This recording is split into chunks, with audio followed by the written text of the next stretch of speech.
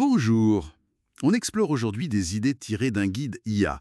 Démarquez-vous, création de contenu, TOD 10%. La question est simple, mais cruciale. L'IA facilite la création, c'est sûr, mais comment on fait pour pas juste produire la même chose que tout le monde? Notre objectif, c'est de voir comment créer un contenu qui sort vraiment du lot, qui vise le fameux top 10%. Oui, c'est la grande question, hein, parce que cette facilité d'accès à l'IA, ça a créé une avalanche de contenu assez standardisé finalement. Comment on garde son originalité, son impact là-dedans? C'est ça l'enjeu. Et les sources donnent des pistes assez intéressantes. Justement, une première idée forte qui ressort. Arrêter de vendre du contenu et plutôt vendre une transformation. L'exemple donné est assez parlant. Au lieu de guide sur la productivité, on propose le système en 3 étapes pour gagner 2 heures par jour dès cette semaine. C'est pas pareil, non? Ah non, ça change tout. C'est vraiment un changement de posture. Il faut se voir comme créateur de valeur, promettre un résultat. Et le livrer, bien sûr. Les textes parlent de créer des frameworks propriétaires, c'est-à-dire des méthodes claires, uniques, avec un nom. Ils insistent aussi sur les quick wins, les petits succès rapides pour encourager. Et puis, utiliser des exemples concrets, des études de cas, quitte à en créer des fictives mais crédibles, quoi. D'ailleurs, l'IA peut aider à reformuler du contenu qu'on a déjà, genre des PLR, pour l'aligner sur cette promesse de résultat. D'accord, donc on promet un bénéfice très clair. Mais même avec ça, comment on évite que le style, le ton sonne générique?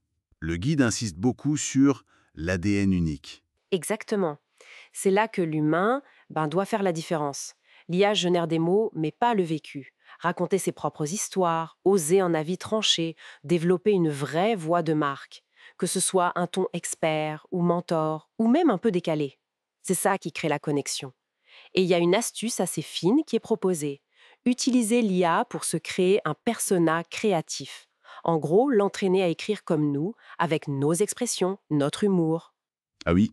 Oui, du coup, l'IA devient un outil pour amplifier notre propre style, pas pour le noyer. C'est intéressant ça. Utiliser l'IA pour renforcer sa singularité. C'est presque contre-intuitif, hein. Et pour que cette voix unique soit entendue, il faut aussi mieux cibler. Fini le grand public. Ah oui, ça c'est clé. Essayer de parler à tout le monde, c'est parler à personne en fait.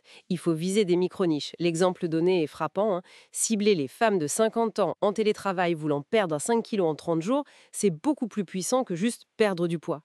C'est sûr.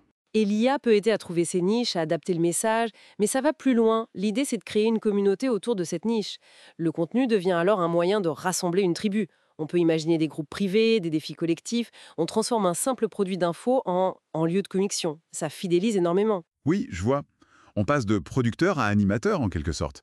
Et l'IA, dans tout ça, à part pour écrire ou cibler.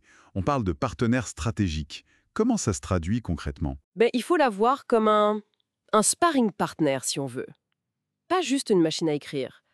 Par exemple, on peut lui demander de générer des objections possibles de clients. Comme ça, on prépare mieux ses réponses. Pas bête. Ou lui demander de résumer des idées complexes en phrases choc pour les réseaux sociaux. Ou même de créer des structures pour des vidéos courtes, dynamiques. Elle aide à réfléchir plus vite et sous différents angles. D'accord. Un outil pour affûter sa stratégie et sa communication.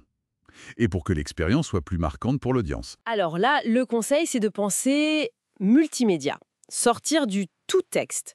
On peut par exemple ajouter de l'audio avec des voix de synthèse de plus en plus réalistes d'ailleurs, intégrer des petits quiz interactifs avec des outils comme Typeform, proposer des fiches résumées visuelles faites sur Canva, voire ajouter une petite touche de jeu, de gamification.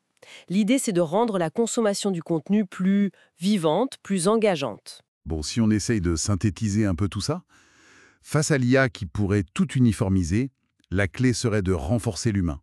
C'est ça. Mettre en avant son style propre, promettre une vraie transformation, cibler très précisément et surtout créer du lien. C'est tout à fait ça. Injecter de l'humain partout où c'est possible et utiliser l'IA intelligemment, de manière stratégique, pour amplifier cet impact humain, pour enrichir l'expérience, pas pour remplacer. Et d'ailleurs, tout ça soulève une dernière question peut-être plus profonde. Au-delà de toutes ces stratégies, quelle est cette étincelle purement personnelle, ce truc unique que seul le créateur peut apporter et que même l'IA la plus sophistiquée ne pourra jamais vraiment simuler?